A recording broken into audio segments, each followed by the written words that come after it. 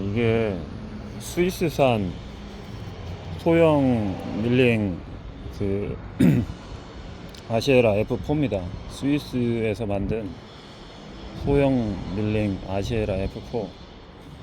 그 스위스라는 나라가 우선은 굉장히 소형 정밀기계, 시계, 그 공작기계 이런 그 기계를 뭐 말하지 않아도 뭐 아시겠죠. 뭐 스위스라는 나라가 어떤 나라인지. 그 나라가 이제 그 시계 산업을 위해서 시계를 만들기 위한 기계를 만들기 위한 기계일 거예요. 이게 아마 제가 생각은 시계를 만드는데 필요한 기계를 만드는 기계. 그래야 되기 때문에 그 정밀하게 만들어야 되겠죠. 정밀하게 만들어야 되고, 그 다음에 작동이 편하고, 그 다음에 이 한 주먹 정도 되는 그 기계를 만들기 위해서 굉장히 컴팩트하고 다양한 각도하고 다양한 기능을 할 수 있게끔 만든 기계인데, 이 기계는 특징이 우선은 머리 부분, 테이블 부분, 그 다음에 이 이송대 부분, 기어박스 부분이 있는데, 머리 부분은 이게 헤드가 이렇게 내려갈 때 이걸로 내려가. 이걸로 내려가서 내려가는 양이 굉장히 그 백래시가 없이 그냥 정밀하게 내려가요. 이 내려가는 양이 우선 첫 번째가 정밀하게 내려가고,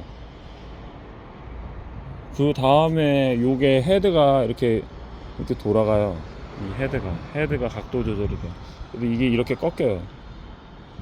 그 다음에 여기 볼트를 풀면은 이게 이렇게 쭉 빠져가지고 뺄 수가 있어요. 뺀 상태에서 여기에 호리젠탈의 수평 밀링 헤드가 또 결합이 될 수가 있습니다. 이게 이렇게 떡 빼가지고 여기다가 척을 꽂을 수가 있게끔 돼 있어요. 이거 빼버리면, 볼트 풀면은.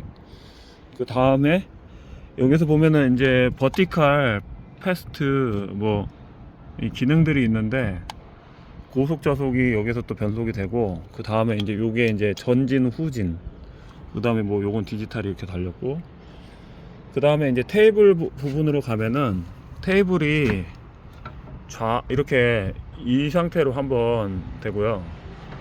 그 다음에 이 상태로 한번 돼요. 이 상태로. 그 다음에 요거는 다시 또 요렇게 또 돼요. 이게 뱅글뱅글 틸팅이 돼. 틸팅이 되고, 그 다음에 이 상태가 되고, 또 이게 되는데, 또 여기에서 또 그 키움을 타고선 왔다리 갔다리가 또 돼. 그 다음에 요거가 또 이렇게 좌우로 이렇게 움직이는데, 좌우 또 자동 이송이 돼요. 근데 그 좌우 이송이 또 속도 조절이 돼요. 그 다음에 상하도 속도 조절이 되고, 전후만 지금 속도 조절이 안 돼요. 전후만. 그리고 이제 테이블 이송은 요 레버로 이렇게 뱅글뱅글 돌려가지고 무단 변속 타입으로 되어 있는데, 무단 변속이 이제 기어 방식으로 되어 있기 때문에 회전하면서 가공하면서 속도를 돌리면서 변속을 할 수가 있어요.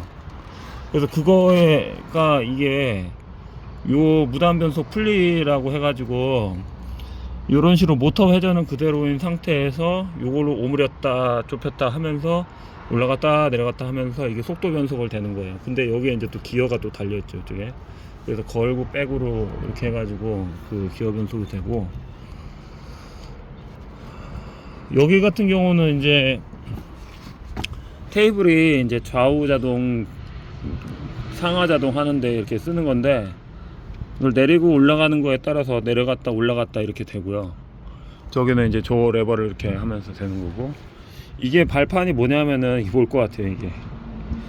이게 브레이크가 아니고 급이송이에요. 급이송. 요거는 이제 고속으로 할 거냐 저속으로 할 거냐고, 이거는 급이송. 이 안에도 또 변속 풀리가, 무단 변속 풀리가 또 있어요. 그래서 이 전체적인 거는 이런 상황인데, 테이블이 이게 재질을 보면은 그 독일제, 제가 최근에 어떤 업체에 가가지고 독일제 모루를 봤는데, 그 독일제 모루하고 뭐 바이스나 이런 거 보면요, 대체적으로 이 재질이, 주물 재질이 진짜 끝내줘요. 끝내줘. 쇠를 만드는 기술이, 그 주물 기술이 독일이 굉장히 좋은데, 스위스는 또 독일이냐 스위스냐고 따지면은 이제 시계는 스위스잖아요. 시계는 스위스잖아요. 독일 시계보다 스위스 시계, 롤렉스라든지 뭐 다 스위스 아니에요? 스위스? 근데 이제 거기에서 만든, 이제 회사에서 만든 주물이기 때문에 이 주물 재질이 굉장히 좀 단단하다기보다는 그 밀도가 높은 것 같은 것처럼 보여요. 저는 이제 밀도가 좀 높다. 그리고 굉장히 좀 매끈하고, 이 쇠를 이렇게 만졌을 때 기분이 되게 좋아요. 이 쇠를 만졌을 때, 쇠를 이렇게 만져도 이게 온도가 그래서 그런지 모르겠는데 기분이 좋아요. 이 쇠를 만졌을 때 만짐새가 이렇게 좋고, 여기도 만짐 부분이 좋고, 이 주물음을 하나하나가 되게 주물 자체를 첫 번째로 뜰 때 이제 정밀하게 떠야 되거든요. 주물 자체를. 그럼 이제 주물 자체가 정밀 주조가 된 거겠죠. 정밀 주조된 느낌이 들어요. 정밀 주조. 무슨 주조법을 썼는지는 모르죠. 근데 이제 하나하나 만듦새하고 이런 디테일하고, 그 다음에 나라에서, 그 스위스란 나라에서 이제 만듦새를 이제 보게 되면은 진짜 뭐 디테일이 끝장납니다. 진짜 디테일이라든지 이런 만듦새라든지 이런 디자인이라든지. 이번에 운이 좋은 거는 요 부품이 일반적으로 이게 각도가 안 되는 게 있거든요. 그냥 이게 민자로 이렇게 나와가지고 각도가 안 들어져. 테이블은 좀 큰데 각도가 안 되는 테이블이 있어요. 근데 이거는 이게 되기 때문에 이게 대박이에요.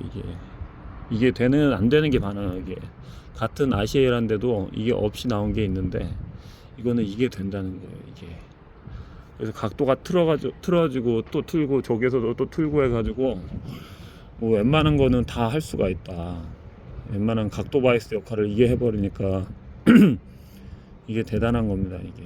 그리고 또 여기서 돌려가지고 또 쓸 수도 있고. 그리고 하여튼 그러다 보니까 이게 또 중량이 또 많이 나가요. 중량이 1톤 정도 나갑니다. 1톤 100kg인가?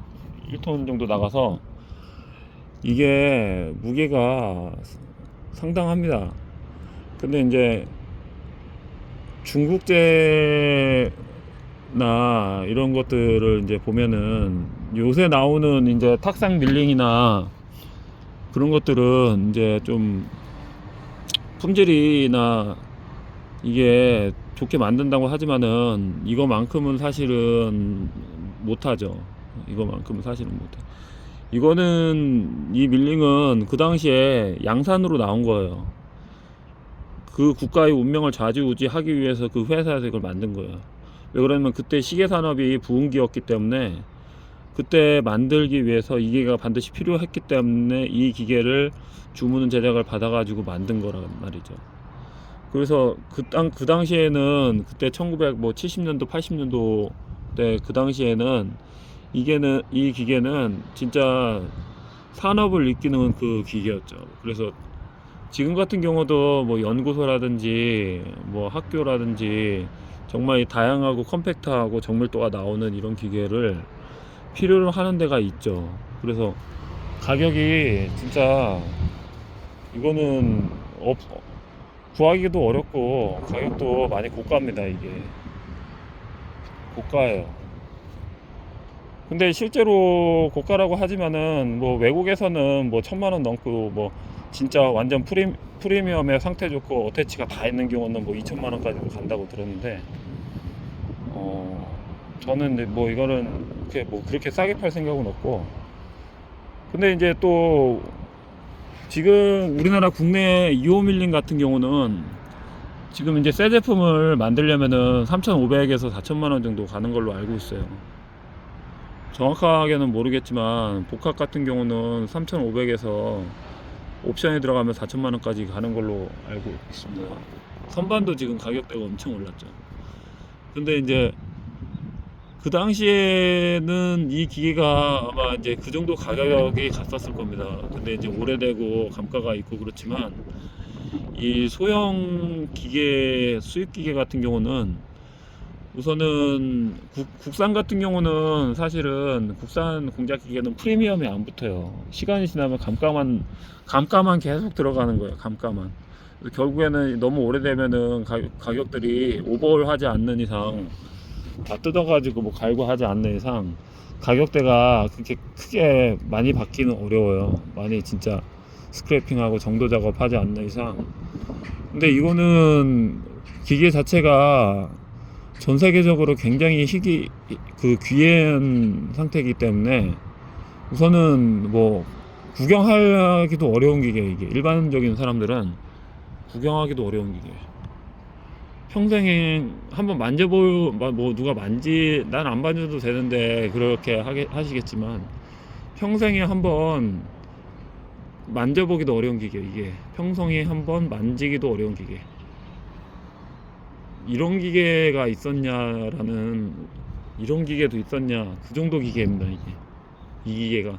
그리고 스위스 자체에서도, 스위스란 나라에서도 이 기계가 그렇게 흔한 기계가 아니에요. 왜 그러냐면 만들어 놓은 거가 이제 다 기계가 너무 좋으니까 다 수출돼 버렸어.